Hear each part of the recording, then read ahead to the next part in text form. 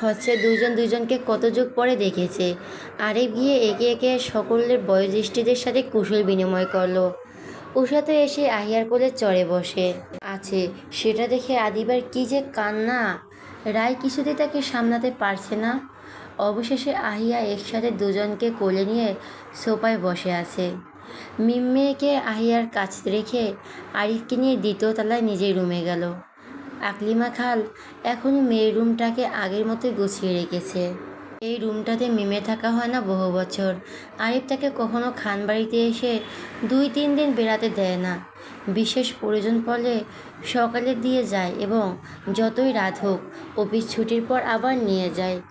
এসব নিয়ে মিম অভিমান করেছে অনেক, কিন্তু কোনো লাভ হয়নি কখনো। আরিফের একটাই কথা, তোমাকে ছাড়া রাতে আমার ঘুম আসে না। প্রথম প্রথম মিম একটু রাগ দেখালো, এখন আর কিছু বলে না। জানে এই ছেলেটা পাগল, তার জন্যই তো পাগল। আবিরের কথায় আরিফ অফিস থেকে 10 দিনের ছুটি নিয়েছে, তাই মিমের মন খুশি করার জন্য একদিন আগেই এসেছে। কালই বাড়ি থেকে সকলের সাথে তারা সাজেক যাবে। মিম লাগেজ থেকে একটা 3 পিস বের করতেছিল চেঞ্জ করার জন্য। সেই সময় পেছন থেকে আরিফ এসে জড়িয়ে ধরে কাঁধে মাথা রাখলো একটু মুচড়ামুচড়ি করে ছোটার জন্য, কিন্তু আরিফের শক্তপোক্ত পুরুষিলিয়া হাতের সাথে কি সে শক্তিতে পারবে? কিছুক্ষণ চেষ্টা করে সে নিজেই থেমে গেল। আরিফ মৃদু হাসলো, তারপর বলল, ম্যামের শক্তি শেষ। মিম রাগী কণ্ঠে বলল, ছাড়ুন তো, কেউ চলে আসবে। ঠিক তখনই কারো কাশিতে দুজন দরজার দিকে তাকালো। দেখলো রায় হাতে নাস্তার ট্রে নিয়ে মিটিমিটি হাসছে। আরিফ মিমকে সেজে সেরে সোজা হয়ে দাঁড়ালো। রায় একটু গলা খাঁকড়ে দিয়ে বলল, ডিস্টার্ব করলাম না দুলাভাই?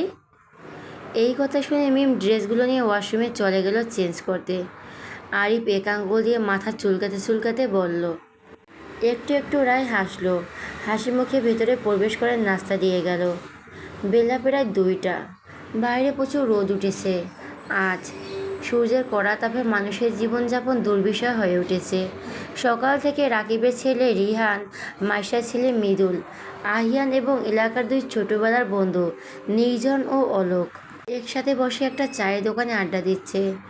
আহিয়ার খবর পেয়ে রিহান, মৃদুল, নির্জন ও অলোক এসেছে দেখা করতে। আর দেখা হয়নি। এত বছর পর বন্ধুদের সাথে দেখা হওয়ার পর পুরনো স্মৃতি, পরিবার, ভবিষ্যৎ সব নিয়ে আলোচনা করতে করতে প্রায় দুপুর গড়িয়েছে। আহিয়ান ঠিক করেছে আর সন্ধ্যার আগে বাড়িতে ফিরবে না। অবশ্য বাড়িতে সে তার মাম্মাকে সব জানিয়ে এসেছে। সকাল থেকে এই চায়ের দোকানের আড্ডার মজা আছে। রিহান সকলের উদ্দেশ্যে বলল, দোস্ত, এবার মনে হয় আমাদের লাঞ্চ করা উচিত। ওর কথা শুনে বাকি 4 বন্ধুও সম্মতি দিল। আহিয়া উঠে গেল দোকানদারকে চায়ের বিল পরিশোধ করতে। বাকি 4 বন্ধু হাসি ঠাট্টায় মত্ত। বিল পরিশোধ করে পেছনে ফিরতেই আহিয়ানের চোখ গেল একটু দূরের রাস্তায়। সেখানে কয়েকটা ছেলে 2টা কলেজের পড়ুয়া মেয়েকে ডিস্টার্ব করছে। একটা ছেলে তো একটু মেয়ের চুলের বেনি ধরে রীতিমতো টানাটানি করছে, আবার মাঝে মাঝে হাত ধরেও টানছে। আহিয়া ভুরু কুঁচকে সেদিকে তাকিয়ে আছে। কেন জানি মেয়েটাকে চেনা চেনা লাগছে, কিন্তু এই এলাকায় কোনো মেয়েকে তার চেনার কথা না। আর তার নিজের বাড়ির মেয়েরা তো এভাবে রাস্তাঘাটে চলাফেরাও করে না। আহিয়ার দ্বিধাদ্বন্দ্ব নিয়ে সামনে এগিয়ে গেল। পেছন থেকে মৃদুল ডাকছে। আহিয়ান সেদিকে পাত্তা না দিয়ে আরেকটু এগিয়ে গেল। কিছু একটা খেয়াল করতে আহিয়ান দৌড়ে গেল রাস্তার দিকে। আহিয়ান দৌড়ে দেখে রিহান, মৃদুল, নির্জন ও অলোক ছুটল তার পিছু পিছু। ওদের 5 বন্ধুকে এইভাবে দৌড়ে আসতে দেখে ছেলেগুলো সব উল্টো রাস্তায় দৌড় দিল। আহিয়ান মেয়েগুলোকে ক্রস করে ছেলেগুলোর পেছনে দৌড়ালো। ভাগ্যবশত একটাতে হাতের কাছে পেয়েও গেল। ছেলেটাকে রাস্তায় ফেলে নাকে মুখে ইচ্ছা মতো ঘুষি মারল। ছেলেটার হাতটাকে মোছাতে মোছাতে বলল, তোর সাহস কত বড়, তুই ওর হাত ছুঁয়েছিস? তোকে তো আজ আমি মেরেই ফেলবো। ইতিমধ্যে ওর বন্ধুরা এগিয়ে এসেছে। দেখলো রাস্তার একপাশে গুটিসুটি মেরে দাঁড়িয়ে আছে তীধা ও তার ক্লাসমেট সোহানি। ওরা তারপর আবার এগিয়ে গেল সামনে। আহিয়ান এখনও ছেলেটাকে মারছে। ছেলেটার নাক মুখ দিয়ে রক্ত বেরিয়ে গেছে। আশেপাশে কিছু লোকও জমে গেছে। কেউ আহিয়াকে থামাতে পারছে না। আর ওরা চারজন দৌড়ে গিয়ে আহিয়াকে জাপটে ধরলো। আহিয়া হাঁপাচ্ছে আর রক্তলাল চোখে তাকিয়ে আছে রাস্তার থাকা ছেলেটির দিকে।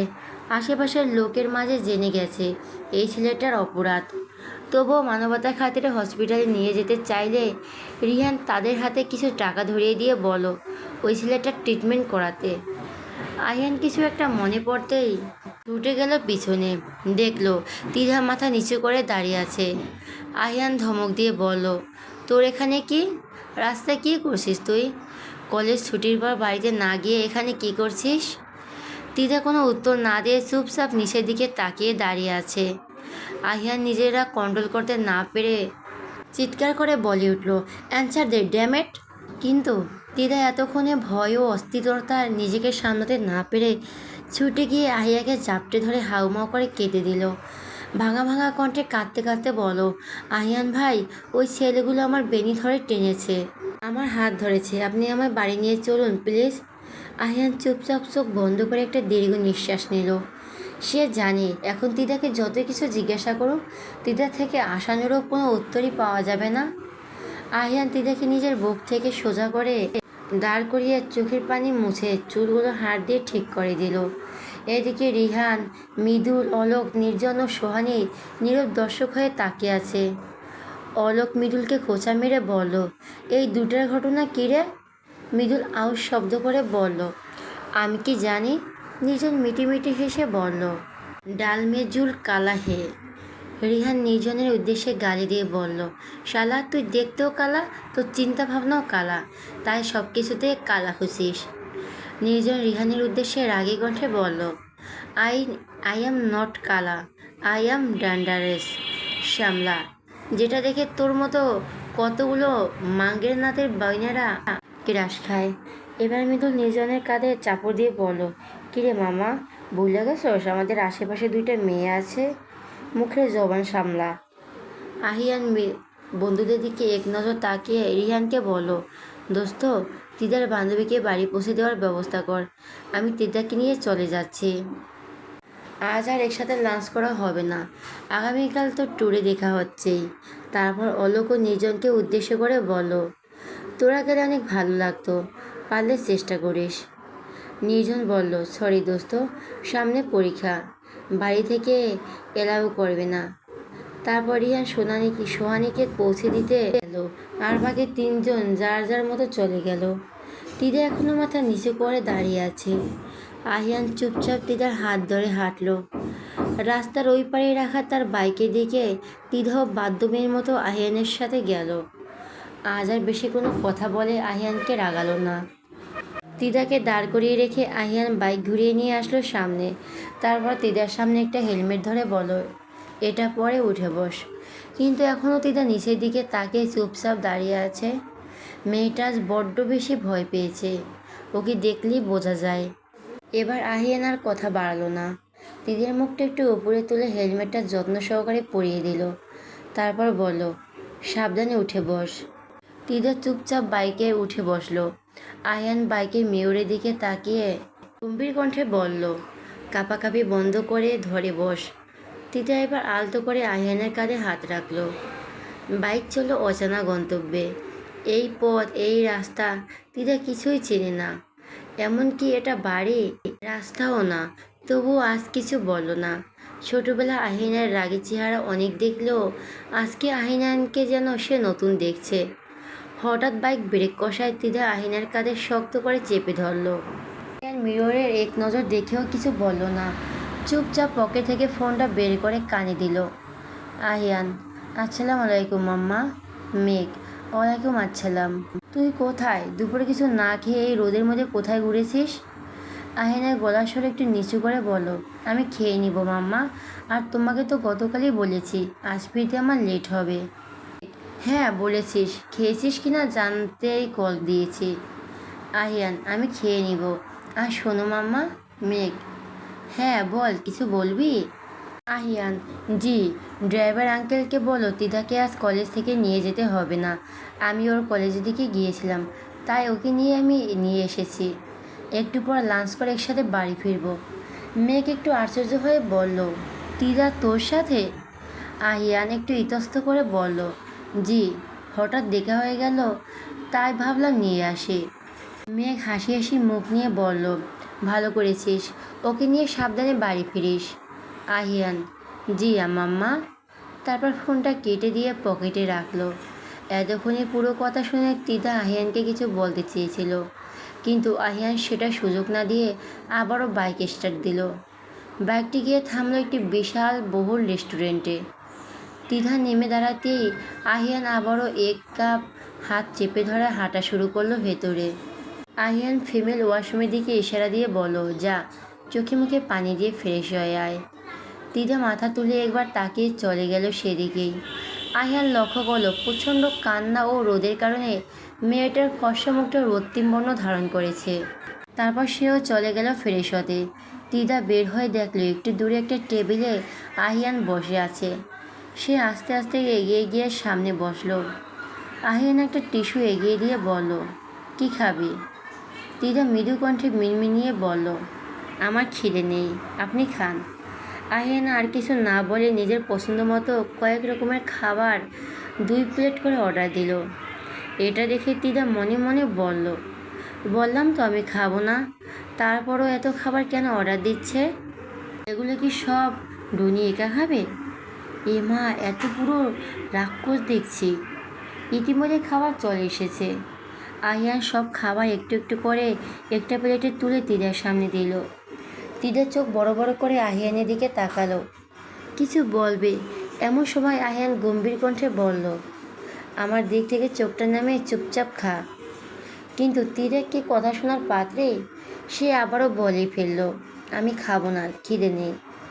আহিয়ান এবার চোখ রাঙিয়ে বলল, আর একটা কথাও শুনতে চাই না, সকালেও খেয়ে বের হসনি, এখন চুপচাপ খাবারগুলো শেষ কর। তিদা আহিনার ধমকে খানিকটা দমে গিয়ে খাওয়া শুরু করলো। সত্যি বলতে তারও অনেক খিদে পেয়েছে, কিন্তু আজ একটার পর একটা ধাক্কা তার খিদেকে দমিয়ে রেখেছে। তিদা তো সবচেয়ে বেশি অবাক হয়েছে আহিয়ানের মতো রক্তচোষা বাদরের এই রূপ দেখে। মনের কথা মনে রেখে তিদা বহু কষ্টে প্লেটের সবগুলো খাবার শেষ করলো। হঠাৎ আহিয়ান বলল, ওই রাস্তায় কেন গিয়েছিলি? তিদা একটু থতমত খেলো আহিয়ানের কথা শুনে, তারপর মাথা নিচু করে চুপচাপ বসে রইল। আহিয়ান নিজের মেজাজটা একটু কন্ট্রোলে রেখে আবারও বলল, আমি একটা প্রশ্ন করেছি, ঠিকঠাক মতো উত্তর দে। তিদা এবার মাথা নিচু করে বলা শুরু করলো, আসলে আহিয়ান ভাই, আমি, জুই আর সোনিয়া ছুটির পর একসাথে কলেজ থেকে বের হই। জুইয়ের গাড়ি এসেছে, তাই সে চলে গিয়েছে। আমার সাথে সোহিনী অনেকক্ষণ অপেক্ষা করে, কিন্তু ড্রাইভার আঙ্কেল আসছে না দেখে সোহিনী বলল, একটু দূরে এগিয়ে গেলেই অটো বা সিএনজি পেয়ে যাব। আর যেতে যেতে যদি বাড়ি গাড়ির সাথে দেখা হয় তাহলে তো ভালোই। এত গরমে দুপুরে কড়া রোদে বিরক্ত বোধ হয়। আমি ওর কথা সম্মতি দিয়ে এগিয়ে গেলেন সামনে। কিছু দূর যেতেই দেখলাম কয়েকটা বকাটে ছেলে বসে আছে। আমরা চুপচাপ চলে যাচ্ছিলাম, কিন্তু ছেলেগুলো আমাদের পিছু নিল। আমরা দুইজন তাড়াতাড়ি হাঁটতে লাগলাম, কিন্তু কোন লাভ হলো না। ছেলেগুলো আমাদের ডিস্টার্ব করা শুরু করলো, কেউ হাতে কিংবা বেনিটে টানাটানি শুরু করলো। আমরা যখন ওদের ডিস্টার্বে নাজেহাল, ঠিক তখনই খেয়াল করলাম আপনি আসছেন। তারপর থেকে বাকিটা তো আপনার জানাই আছে। আয়ান চুপচাপ পুরো কথা শুনলো, তারপর বলল, কখনো বাড়ি গাড়ি পৌঁছাতে দেরি হলে এভাবে রাস্তায় বের হবি না। প্রয়োজনে 1 ঘন্টা অপেক্ষা করবি, তাও একা আসবি না। তিদা চুপচাপ ভদ্রমের মতো মাথা নাড়ল। তারপর ওরা দুজন রেস্টুরেন্ট থেকে বেরিয়ে গেল। আহিয়ান আবারও বাইক নিয়ে ছুটল আরেক অজানা গন্তব্যে। তিদা এবারও চিনে না কোথাও যাচ্ছে। বাইক এসে থামল যমুনা ফিউচার পার্কের সামনে। তিদা তো চরম আশ্চর্য, মনে মনে বলল, পুরো হিটলারের নাতি, এত বছর দেশে না থেকেও কত কিছু চেনে। আহিয়ান বাইকের সামনে ফোনের গুগলের দিকে তাকিয়ে বলল, হিটলার পড়ার ইচ্ছে থাকলে দাদুকে সরাসরি গিয়ে বল, এভাবে ঘুরিয়ে পেঁচিয়ে বলার কিছুই নেই। তিদা নিজের মুখের দুহাত চেপে বলল, ইস, আমি কি জোরে বলে ফেললাম, ধুর। তিধা, তোকে দিয়ে কিচ্ছু হবে না। আহিয়ান হালকা করে বলল, নেমে দাঁড়া। তিদা চুপচাপ নেমে দাঁড়ালো। আহিয়ান বাইকটা পার্ক করে এসে তিদার হাত ধরে সামনে আগালো। তিদা এবার একটু বিরক্ত হলো, মনে মনে বলল, এভাবে বাচ্চাদের মতো হাত ধরে নেওয়ার কে আছে? আমি কি হারিয়ে যাব নাকি? আহিয়ান মুচকি হাসলো। তিদা চারদিকে তাকিয়ে দেখলো অনেক লোক। তার কেন জানি মনে হচ্ছে কিছু লোক তাদের দিকেই তাকিয়ে আছে। হয়তো তারা ভাবছে কাঁধে ব্যাগ ঝোলানো কলেজ ড্রেস পরা মেয়ে এই যুবকের সাথে কলেজ ফাঁকি দিয়ে প্রেম করতে এসেছে। কথাটি মাথায় আসতে তিদা নিজের হাতটাকে আরিহানের মোড় থেকে ছাড়িয়ে আগে আগে হাঁটা শুরু করলো। তিদা সিঁড়ির দিকেই যাচ্ছিল, ঠিক তখনই আহিয়ান তার লম্বা বেনিটাকে টান দিল, লিফটের দিকে গেল। এখনও তার বেনিটা আহিয়ানের হাতেই।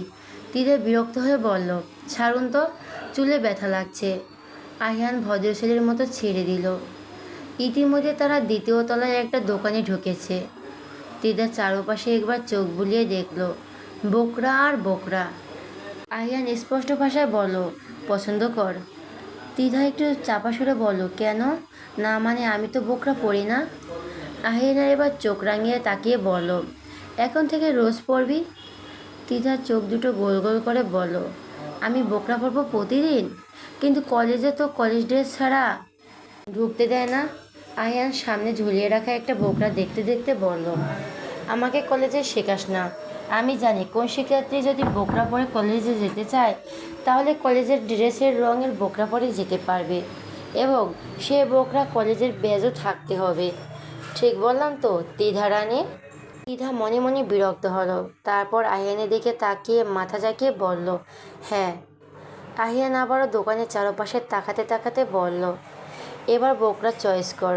তিধা আস্তে আস্তে বলল, না মানে আহিয়ান ভাই, আমি তো জীবনে বোকরা পরি নাই বা কিনেও নাই, আমার তো আইডিয়া নাই এসব সম্পর্কে। আহিয়ান দোকানদারের দিকে তাকিয়ে বলল, আপনার দোকান কয় রকমের ডিজাইনের বোকরা পাওয়া যায়? দোকানদার ছেলেটি হেসে জবাব দিল, ভাইজান, প্রায় 40টা ডিজাইনের অ্যাভেলেবেল। আহিয়ান ছেলেটির দিকে তাকিয়ে এবার বলল, 30 ডিজাইনের 30টা কালো বোকরা, 52 সাইজ প্যাকেট করুন। আর গর্জিয়াস বোকরা 5 ডিজাইনের 5টা, 5 রকম রঙের একই সাইজের প্যাকেট করুন। 5 থেকে তিতা চোখ বড় বড় করে তাকিয়ে আছে। একে একে বিড়বিড় করে বলল, আমার লম্বা যে 52 সাইজ লাগবে সেটাই লোক কী করে জানে? তারপর আরিহানের উদ্দেশ্যে বলল, আহিয়ান ভাই, আহিয়ান। তিদা হাত কসলাতে কসলাতে বলল, এতগুলো বোকরা দিয়ে আমি কি করব? এত লাগবে না, আমার তো 2টা হলেই চলবে। আহিয়ান এবার ঘুরে তিদার চোখে চোখ রেখে বলল, পাপার টাকা দিয়ে কিনেছি, তাই 35টা কিনে দিলাম। যখন নিজে ইনকাম করব তখন 365টা কিনে দেব। আহিয়ানের কথাগুলো সব যেন তিধার মাথার উপর দিয়ে গেল। তিধা স্তব্ধ হয়ে দাঁড়িয়ে রইল। আহিয়ান পেমেন্ট ক্লিয়ার করে তিধার মুখের সামনে তুড়ি বাজিয়ে বলল, ভাবনা চিন্তা শেষ হলে বাড়িতে চল। বলেই সামনে হাঁটলো। তিধার ঘোট কাটতেই দৌড়ে গেল আহিয়ানের পিছু পিছু। পিছন থেকে দোকানদার ছেলেটি মুচকি এসে বলল, বড়লোকের বিরাট কারবার। বাইকটি খানবাড়ি গেট দিয়ে প্রবেশ করলো ভিতরে। আহিয়ান তিধাকে নামিয়ে গাড়ি পার্কিং করতে যাবে। হঠাৎ কিছু মনে পড়ার ভঙ্গিতে আহিয়ান তিধাকে পিছু ডাকলো, তিধা রানী। কিন্তু তিধা তো মনে হয় আজ ঘড়ির মধ্যেই আছে, সব কিছু তার স্বপ্নের মতো মনে হচ্ছে। সে আহিয়ানের ডাক না শুনে সামনে হাসছে। হঠাৎই আহিয়ান জোরে ডাকলো, ওই সাদামুলা। তিধা হঠাৎ থমকে দাঁড়ালো। এতক্ষণ সব ভুলে রাগী দৃষ্টি নিয়ে পেছনে তাকালো। দেখলো আহিয়ান এখনও বাইকেই বসে আছে। তিধা হাতে ব্যাগ সহ ফিরে এলো আহিয়ানের কাছে। তারপর রেগে রেগে বলল, কি হয়েছে? আহিয়ান তিধার চুলের বেনিতে একটা জোরে টান দিয়ে বলল, রাস্তার ওই ছেলেগুলোর কথা বাড়িতে কাউকে বলা দরকার নেই। তিধার আগে কটমট করতে করতে বলল, ঠিক আছে। তারপর আহিয়ানের হাত থেকে বেনিটা নিয়ে ছুটিয়ে হনহন করে ভেতরে চলে গেল। আহিয়ান কিছুক্ষণ পর একদৃষ্টিতে তাকিয়ে রইল। তারপর মুচকি এসে গেল বাইকের পার করতে।